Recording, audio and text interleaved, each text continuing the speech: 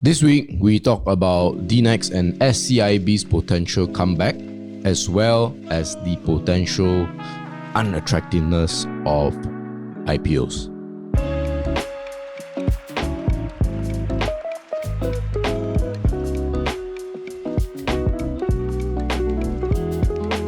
We do not own any of the shares mentioned on the slides, and of course, as usual, guys, none of what we say should be taken as financial advice. Hey guys, if you're interested in building a 6 to 7 figure portfolio using the power of stock investing, head over to the comment section or the description to sign up for our free masterclass so that we share with you exactly how we do it. So, Dagang Nexchange or DNEX is our, you can say some sort of high-tech company, right? One of the quote-unquote highest tech companies in Malaysia. They are in the fabulous segment, which is a rarity in Malaysia for now. And they are up 32%. If you remember a while back, we did a video somewhere here. You can find it here. They had a legal suit with their Chinese partners, which then resulted in the share price tanking quite a bit from a potential high of 69, 68 cents to all the way. I'm guessing about 40 cents, right? Yes, exactly. So now it has gone back up, and Jonathan, walk us through the reasons. Yeah, okay. Before that, there's actually a large dump that's like, you cannot eyeball over here, but if you were actually paying very closely to DNEX, right, you notice that there's one day that it actually tanked, I believe, 10 to 20% in just one day. Right. Yeah, and the reason why is because of this. They actually announced a huge losses, about 240 million in just a single quarter. And not only profits, they were not even making any profit. Their revenue also have been dumping quite a lot. And let's check it out. Why first? So you look at this one item, which is before the net profit line, you see that the income tax segment, there's actually a huge tax expenses that they need to pay. And that tax expenses is actually something to do with the EPL, which is the Energy Profit Levy that is introduced by the United Kingdom's government. Yeah, so basically this tax was introduced on the 14th of July 2022.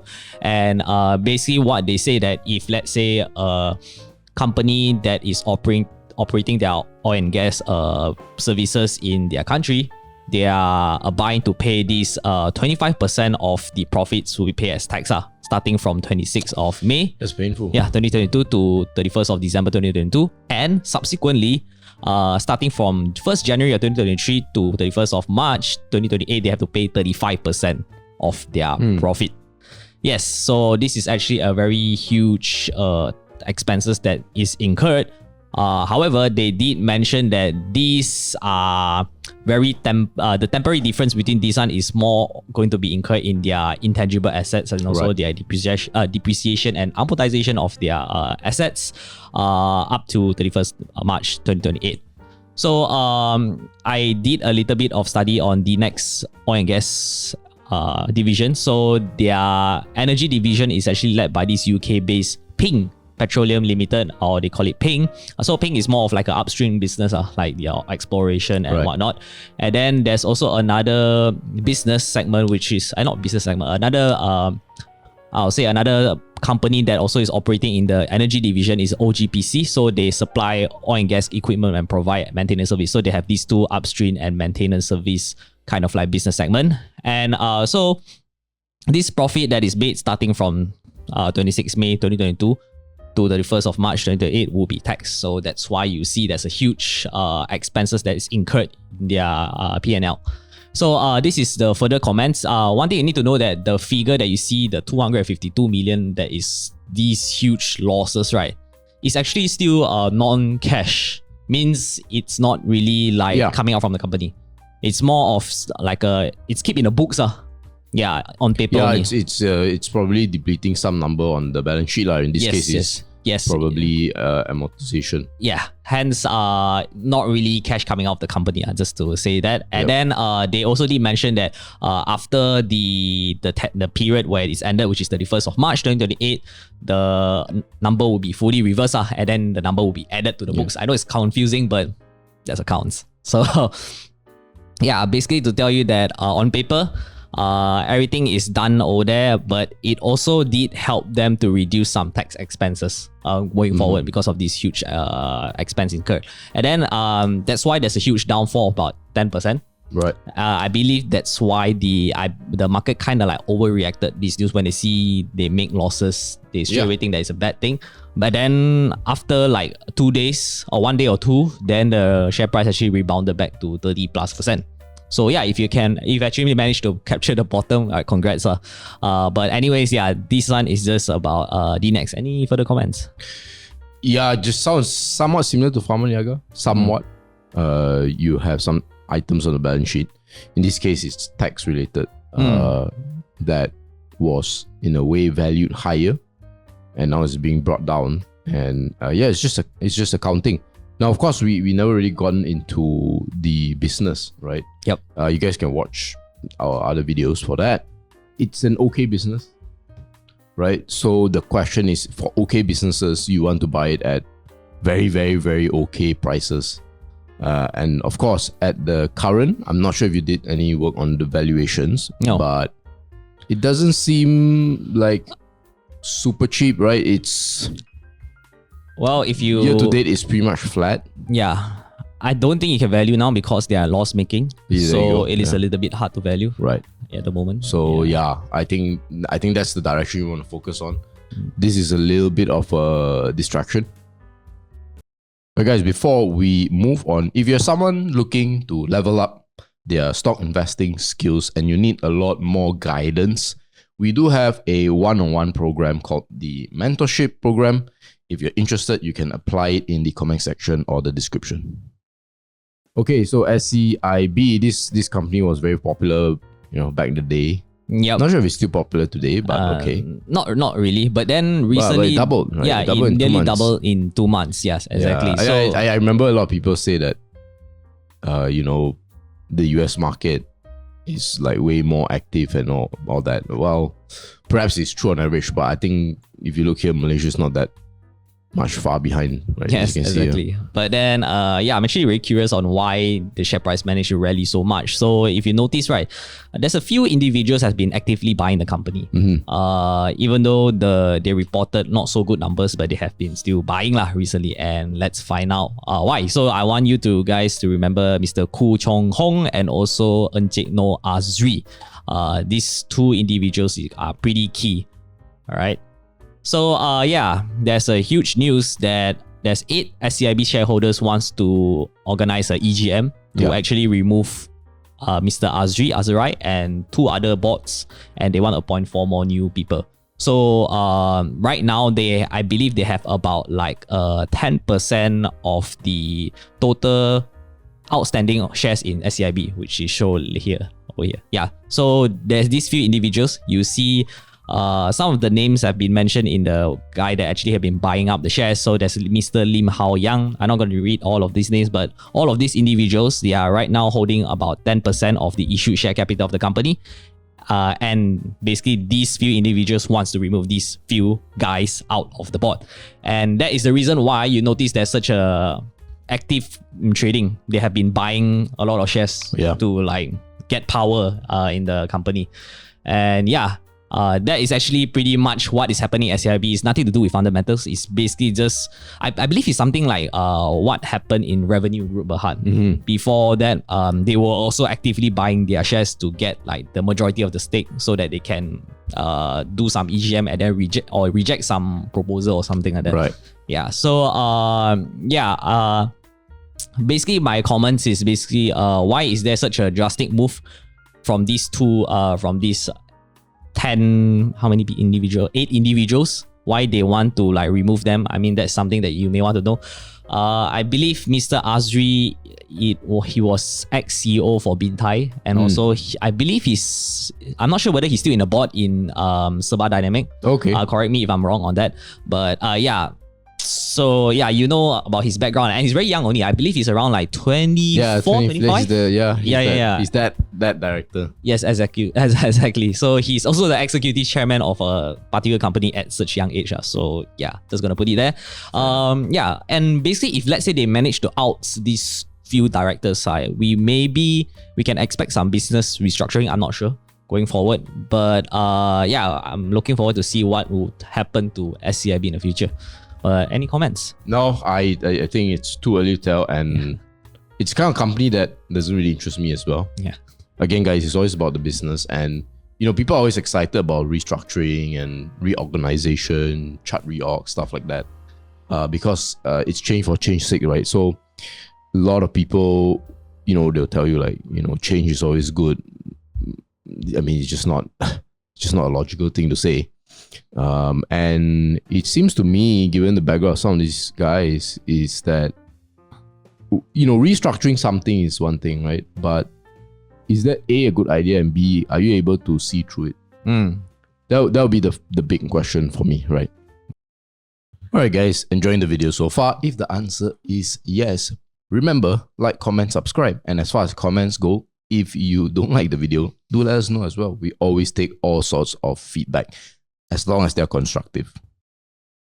Okay, last one is IPO. So some context is that a lot of people have been losing money on IPOs. Some on the first day itself. Yeah. But quite a bit more would be, IPO price jumps 40, 50, 100%. Then they go in at that price. And then they get surprised that they lose money. So we're going to go into some of these so-called scams in the IPO. By the way, guys, I think it's important to take note that just because you lose money doesn't mean it's a scam, right? I mean, if you invest in a car workshop business, and you lose money, it doesn't mean it's a scam. It just means that you lose money, and perhaps it's just because you never do your homework. That's it, actually. Maybe because you're not good enough. So anyway, that's the context. Yeah. So more context. Recently, Radium, DXN, Synergy House, interestingly, all tech IPO, non-tech companies. Most are down. Oh, sorry, one of them is down, but if you look at Synergy is up slightly. No, actually, Synergy is down. Actually, all three are down. Sorry. Yes, exactly. So I saw it wrongly. So the reason why it's a scam, right, is because they managed to subscribe and get their ballot in the IPO. And then they kind of regret because the success rate of them getting is like 100% or maybe even 50% chance of getting the ballot, the shares. But once they get the shares, they kind of like panic because they think that maybe nobody wants the share. And then it's true enough, when they start to go public, you can see from 50 cents, now they drop down to 38 cents, 70 cents, these are 10% only.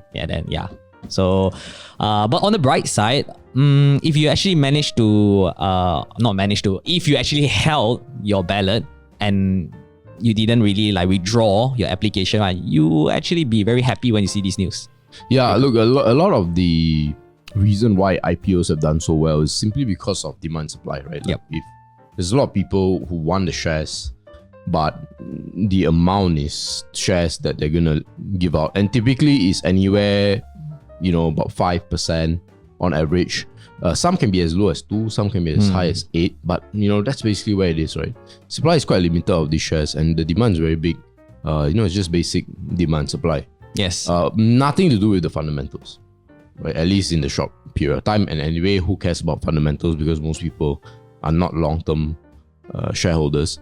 But yeah, you can see, right? This is very clear. What are the trends? What are the things to look at when it comes to IPOs? I think if there's a tech inside it, even if they don't spell it properly, like EdelTech, it's gonna do well, right? I'm not sure when they're going to launch. So I believe it's tomorrow. It's gonna go public already. Yeah. So this will be Wednesday, right? The 7th. Yeah, the 7th of June. But then the others will not be well. Now, this is no indication that EdelTech has a more fundamental business or better fundamentals than a DXN or a Synergy. In fact, if let's say you told me I could buy these two companies outright, I personally, again, not financial advice, but I would personally buy a DXN, right? Because DXN, just gushes so much cash and is so free cash flow generative. That's what I want. Whereas EdelTech is, in an interesting and exciting industry, but they have something special about them, but it's not on the same kind of scale and same kind of money that can be generated from DXN, at least in the foreseeable future. Yeah. But yes. Yeah. So basically, just to tell you guys how do you actually analyze the IPO companies, right? So number one is that you need to know whether their business is exciting or not. So for like Radium or Synergy or maybe even DXN, I mean their business are pretty basic. Property development has been around since 1980s, 1970s already. And back then it has been very popular. Yeah. But of course, as time goes by and then as more developers are in the market, definitely of course the supply outstrips the demand, so hence the industry is not doing that well. Same thing with Synergy is also something like to do with furniture. Yep. Yeah, so that also is kind of like a not so exciting, but DXN is still okay. Yeah. However, I'm not too sure about the valuation and growth going forward. Maybe there will still be growth, but then we don't know how explosive the growth is going to be, or maybe it's going to be a slowdown. And last but not least, you want to have to look is definitely the fair valuation. For I believe in Radium and Synergy, both of these valuations are very fair. So when they actually go for IPO, it's hard to go higher than what they are. You know, given that kind of valuation. So yeah, that is something that you want to know.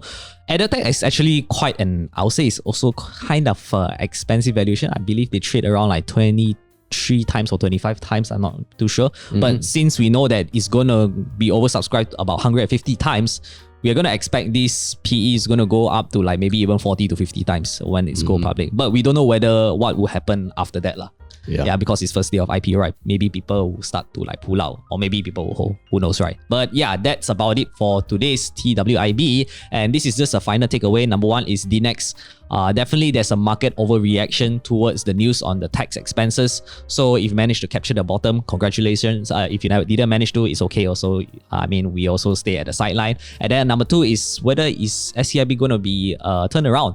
Because if let's say the 8 shareholders manage to out the 3 board of directors, maybe you will see a new business direction for SCIB. But we still don't know yet. There's still no news, so we shall see how it's going to play out. And last but not least is IPO expectation. So this one is more towards you doing your homework. You have to do your research. You have to know whether that company has an exciting business growth in the future and whether their valuation is fair. And also check out the number of shares that is available for the public lah. Because the lesser share that's issued to the public, you know that maybe maybe there's more demand for that particular company lah. Right. So yeah, that's about it for today's video. And yeah, before you guys go, this is just FIRL Pro's performance for May 2023. So far, everything has been doing pretty well. We are back like double digits again, I believe. And then there's also a Telegram portfolio. Basically, it is a stock portfolio that we share to our members that is not listed in the FIRL Pro portfolio, and they are more of a short-term catalyst basis. So we will share to our members immediately so that they can know about the particular news and also maybe even ride the wave of that particular catalyst. But there's also some kind of restructuring, not really restructuring. We did some buy and sell activity for this Telegram. So right now there's a huge changes in the next months when you see the portfolio for Telegram. And yeah, if you guys didn't know, we also increased the price for FIRL Pro already. So yeah, sadly if you guys didn't manage to get it, but it's okay. That's okay. If you're still not convinced about FIRL Pro, you can actually check out our free sample. Basically, we show you our sample reports, our SIB programs, all is inside this free sample. So the links will be in the description and comments.